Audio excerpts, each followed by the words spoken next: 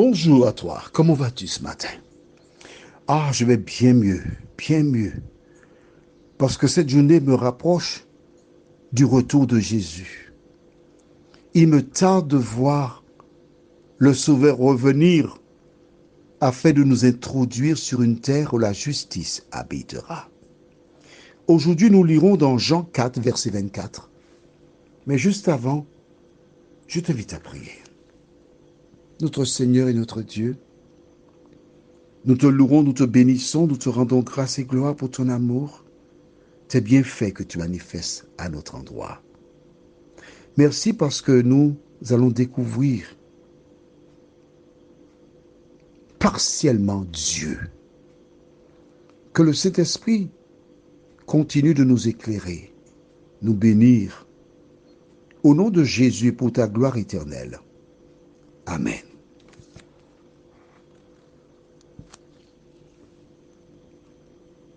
Quand tu prends la Bible, tu as certainement déjà entendu parler de Dieu.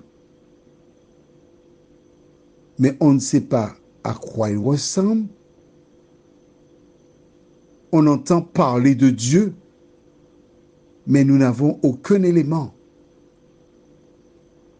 Or, les hommes ont besoin de choses pour adorer. Dans la Bible, nous avons un témoin qui nous parle de Dieu et qui nous permet de savoir qui est Dieu. Lisons dans Jean 4, verset 24. Dieu est esprit et il faut que ceux qui l'adorent en esprit et en vérité. Ah. Alors certaines personnes posent beaucoup de questions. Oui, mais c'est écrit là, mais est-ce que vraiment la personne qui a dit ça, elle a vu Dieu? Comment peut-elle dire que Dieu est esprit? S'il y a une description qui doit être acceptée sans sourciller, c'est mais celle-là. Pourquoi? Un jour, Jésus passait dans une région. Il était fatigué. Les disciples partirent pour acheter des vivres à la ville et Jésus resta près du puits. Il était vers midi, très chaud. Dans ce secteur, il fait chaud.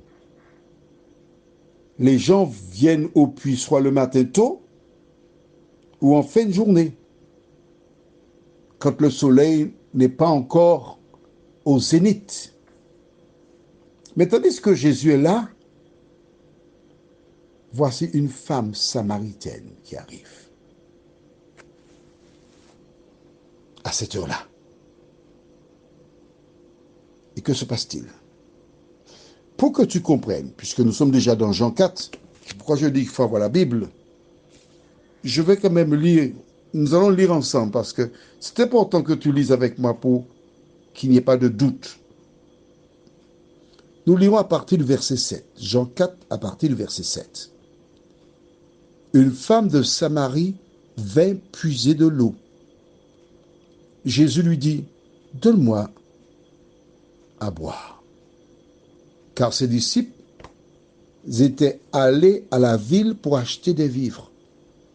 La femme samaritaine lui dit, « Comment toi, qui es juif, me demandes-tu à boire, à moi qui suis une femme samaritaine? » Les Juifs, en effet, n'ont pas de relation avec les Samaritains. Jésus lui répondit, « Si tu connaissais le don de Dieu, et qui est celui qui te dit, donne-moi à boire, tu lui aurais toi-même demandé à boire, et il t'aurait donné de l'eau vive. Seigneur, lui dit la femme, tu n'as rien pour puiser, et le puits est profond. D'où aurais-tu donc cette eau vive? Es-tu plus grand que notre père Jacob, qui nous a donné ce puits et qui en a bu lui-même, ainsi que ses fils et ses troupeaux? Jésus lui répondit, quiconque boit de cette eau aura encore soif. Mais celui qui boira de l'eau que je lui donnerai n'aura jamais soif. Et l'eau que je lui donnerai deviendra en lui une source d'eau qui jaillira jusque dans la vie éternelle. Je m'arrête ici. Il faut que je clarifie 2-3 petites choses avec toi. La première, tu verras, au verset 12, elle dit, es-tu plus grand que notre père Jacob? Jacob, c'est qui? Le père des 12 tribus d'Israël. Il y avait une rivalité entre eux, mais les Samaritains étaient apparentés à Jacob. Mais oui, Jacob qui est Israël. Les Hébreux ou les Israélites regardaient les Samaritains comme des chiens. Ils les méprisaient vraiment. C'est pourquoi la femme dit, comment? Toi, tu me demandes à moi, une Samaritaine, à boire? Et Jésus lui parle d'eau. Dans les propos de Jésus, certains diraient, oh, il cherche à la draguer, mais pas du tout. Elle connaît les dragueurs, elle. Et quand la femme lui dit, l'eau que je te donne, l'eau c'est quoi? L'évangile. Lorsque tu as l'évangile en toi, ça devient une source. Tu ne peux pas garder ta bouche fermée. Il faut que tu partages avec d'autres. Et cela portera du fruit parce que d'autres accepteront Jésus jusque dans la nouvelle Jérusalem. Nous continuons verset 15. La femme lui dit, Seigneur, donne-moi cette eau afin que je n'ai plus soif et que je ne vienne plus puiser ici. Oh là, oui.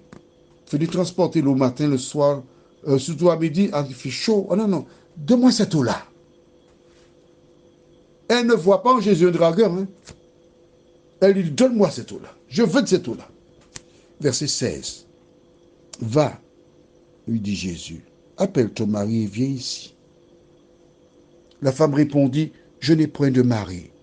Jésus lui dit, tu as eu raison de dire, je n'ai point de mari. Pourquoi dit-il ça, Jésus? Tu as eu raison. Écoute la suite, tu comprendras pourquoi.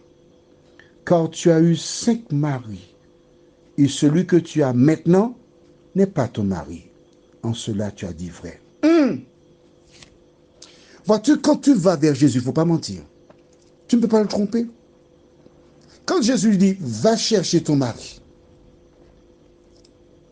il t'indique qu'il désire que ta famille soit sauvée. La femme pourrait dire à Jésus, il est parti travailler, il n'est pas à la maison. Il est parti depuis 2 jours. Non, Jésus connaît ta vie. Il ne faut pas mentir pour Jésus. Lorsqu'elle entend Jésus lui dire ses affaires, et tu comprends maintenant pourquoi elle a été puiser l'eau vers midi, parce que les femmes qui ont été trompées ne manquaient pas de lui donner des traitements. Afin d'éviter ces rencontres, elle venait lorsqu'il n'y a personne. Seigneur, lui dit la femme, je vois que tu es un prophète. Nos pères ont adoré sur cette montagne, et vous dites, vous, que le lieu où il faut adorer est à Jérusalem. Femme, lui dit Jésus, crois-moi, l'heure vient où ce ne sera ni sur cette montagne, ni à Jérusalem que vous adorerez le Père, Il inclut les Samaritains. Vous adorerez ce que vous ne connaissez, ce que vous ne connaissez pas. Nous adorons ce que nous connaissons, car le salut vient des Juifs. Pourquoi? Parce que Jésus est un Juif. C'est la mort de Jésus qui offre le salut. C'est bon? Bien, verset 23. Mais l'heure vient, et elle est déjà venue, où les vrais adorateurs adoreront le Père en esprit et en vérité, car ce sont là les adorateurs que le Père demande, en esprit et en vérité. Et ce qui nous intéresse, c'est le verset 24. Dieu est esprit. Et il faut que ceux qui l'adorent en esprit et en vérité. Ce n'est pas quelqu'un qui dit. C'est Jésus qui est sorti du ciel, qui est venu et qui nous informe que Dieu, le concept Dieu, est esprit. Prions. Seigneur, nous comprenons facilement que Dieu est esprit. Car l'esprit est omniscient, omnipotent, c'est-à-dire omniprésent aussi. Il est partout à la fois. Tandis qu'une personne ne peut être partout à la fois. Seigneur, merci parce que nous savons que Dieu est esprit. Merci de continuer de nous éclairer. Au nom de Jésus et pour ta gloire éternelle. Amen. Je te souhaite une bonne journée. On se retrouve demain si Dieu nous prête vie.